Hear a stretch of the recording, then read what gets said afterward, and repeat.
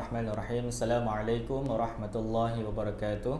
Alhamdulillahirabbil alamin wa bihi nasta'in ala umuri dunya waddin. Wassalatu wassalamu ala asyrafil anbiya'i wal mursalin sayyidina Muhammad wa ala alihi wa sahbihi ajma'in. Allahumma rabbi ishrah li sadri wa yassir li amri wahlul 'uqdatam min lisani yafqahu qawli wa ba'du. Alhamdulillah, insya-Allah pada petang ini saya akan mengongsikan mengenai salah satu sifat mahmudah, iaitu syukur. Syukur seperti yang tadi ketahui adalah merupakan satu ucapan ataupun sikap ataupun perbuatan ketani berterima kasih kepada Allah Subhanahu wa taala atas segala nikmat yang telah Allah berikan kepada ketani. Terdapat banyak ayat di dalam Al-Quran yang menceritakan mengenai nikmat-nikmat Allah. Antaranya adalah seperti firman Allah dalam surah An-Nahl ayat 18, A'udzu billahi minasyaitonir rajim wa in ta'uddu ni'matallahi 'azim. Hitung-hitung nikmat Allah, nescaya kamu tidak akan dapat menentukan jumlahnya. Jadinya daripada ayat Al-Quran ini yang memberikan kita ni gambaran bahawa nikmat Allah yang Allah berikan kepada kita itu sangat banyak dan bentuknya pun bermacam-macam. Hatta kita ni bernafas ani pun, semasa kita ni hidup ani pun tidak pernah lepas nafas kita ni daripada nikmat-nikmat Allah. Kemudian bercerita mengenai syukur ini juga, ia terbahagi kepada tiga. Maksudnya ada tiga cara untuk kita ni bersyukur kepada Allah, iaitu bersyukur dengan hati, bersyukur dengan lisan ataupun lidah, dan bersyukur dengan anggota badan. Yang pertama tadi syukur dengan hati, iaitu hati ini mengakui ataupun mengetahui bahawa segala nikmat yang ada dikurniakan kepada kita ni adalah daripada Allah Subhanahu taala.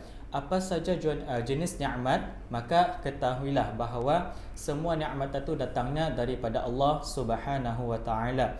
Seperti firman Allah dalam surah An-Nahl ayat 53 yang kira-kira maksudnya adalah, dan apa saja nikmat yang ada pada kamu, maka dari Allah lah datangnya. Kemudian yang kedua, syukur melalui lisan ataupun melalui lidah, iaitu dengan memperbanyakkan pujian kepada Allah Subhanahu wa taala ataupun kita ni menceritakan mengenai nikmat-nikmat Allah ni. Jadi terdapat sebuah hadis daripada Anas bin Malik radhiyallahu anhu yang mana beliau ni pernah berkata bahawasanya Rasulullah sallallahu alaihi wasallam pernah bersabda yang kira-kira maksudnya, tidaklah Allah itu menganugerahkan kenikmatan kepada seorang hamba kemudian ia memuji Allah kerana atas nikmat yang diberikan kepadanya, melainkan pujian itu lebih baik daripada kenikmatan tersebut.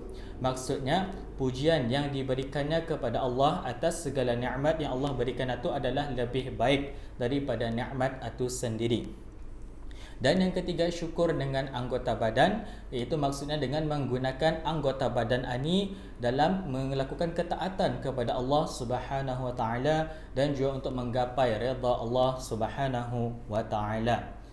Kemudian ada terdapat sebuah kisah yang mana daripada kisah yang berkaitan dengan syukur ini kita ni boleh ambil pengajaran daripada Najwa.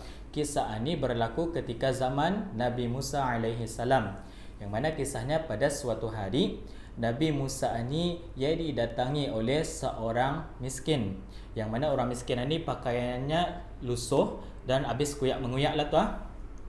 Kemudian ia pun berkata kepada Nabi Musa, "Wahai Nabi Allah, cuba katanya doakan ataupun beritahu kepada Allah Subhanahu wa taala, mudah-mudahan Allah ini menjadikan aku seorang yang kaya raya." Apabila mendengar keluhan daripada orang miskin ini, Nabi Musa alaihi salam pun tersenyum. Kemudian Nabi Musa alaihi salam berkata kepada orang miskin ini, "Wahai saudaraku, hendaklah engkau sentiasa bersyukur kepada Allah Subhanahu wa taala."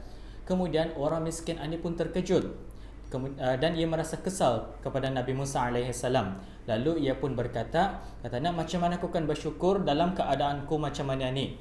Artinya ia ingin menerima keadaan macam mana ni.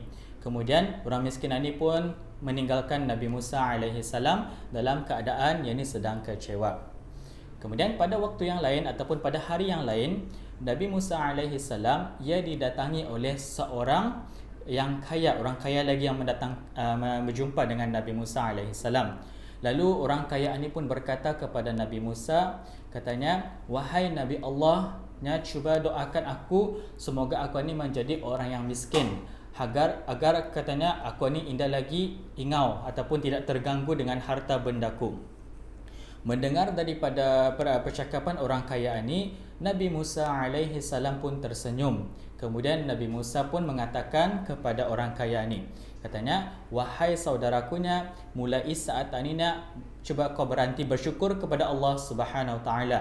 Okey, perlu diketahui daripada percakapan Nabi Musa di sini bukannya iaitu menyuruh pada benar. Ya, ini cubakan orang akan mentes saja apakah respon orang kaya ni. Jadi apabila orang kaya ini mendengar tadi percakapan Nabi Musa alaihi salam, ia pun terkejut. Ia terkejut, kemudian ia pun berkata kepada Nabi Musa alaihi salam, "Wahai Nabi Allah," katanya, "macam mana aku kan indah bersyukur kepada Allah dengan kurniaan ataupun nikmat yang Allah bagi kepadaku yang sangat melimpah ruah ni," katanya. Hanya Allah memberikan aku mata, katanya, yang mana dengan mata ni aku dapat melihat. Allah memberikan aku nikmat telinga, yang mana dengan telinga ni aku dapat mendengar. Kemudian ia bercakap lagi, Allah memberikan aku tangan, yang mana dengan tangan ini aku dapat bekerja. Dan Allah memberikan aku kaki, yang mana dengan kaki ini aku dapat berjalan. Jadi pendekkan cerita daripada itu, setelah kejadian yang mana dua orang ini berjumpa Nabi Musa alaihi salam, maka berlakulah perubahan kepada kedua-dua mereka ini, yang mana orang miskin ini ia tidak mau bersyukur kepada Allah Subhanahu Wa Taala. Apa yang terjadi kepadanya, ia menjadi semakin miskin. Manakala orang kaya ini ia menjadi semakin kaya kerana sifatnya yang suka sentiasa bersyukur kepada Allah Subhanahu Wa Taala.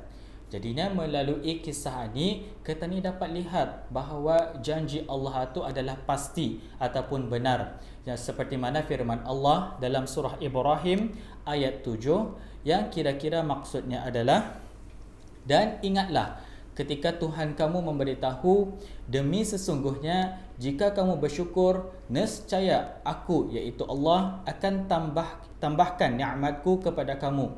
Dan demi sesungguhnya jika kamu kufur ataupun tidak bersyukur, nescaya sesungguhnya azabku amatlah pedih ataupun keras." Okey, jadi melalui cerita daripada penerangan ini juga katanya dapat mungkin tadi boleh ambil pengajaran bahawa kita ni sebagai seorang hamba, kita ni hendaklah sentiasa bersyukur kepada Allah Subhanahu Wa Taala. Bersyukur dengan apa yang kita ni ada tanpa kita ni membandingkan diri kita ni apa yang kita ni ada dengan orang lain. InsyaAllah dengan cara macam ni kita ni akan sentiasa akan cuba untuk bermuhasabah diri dan menilai balik dan untuk bersyukur atas segala nikmat yang kita ni ada pada awal ni. Jadinya demikian ini sahaja perkongsian saya pada kali ini. Syukran ala husni istima'ikum. Mudah-mudahan kita semua mendapat manfaat melalui perkongsian ini. Wabillahi taufiq wal hidayah. Wassalamualaikum warahmatullahi wabarakatuh. Jambatan menuju keimanan bersama Balurih Travel.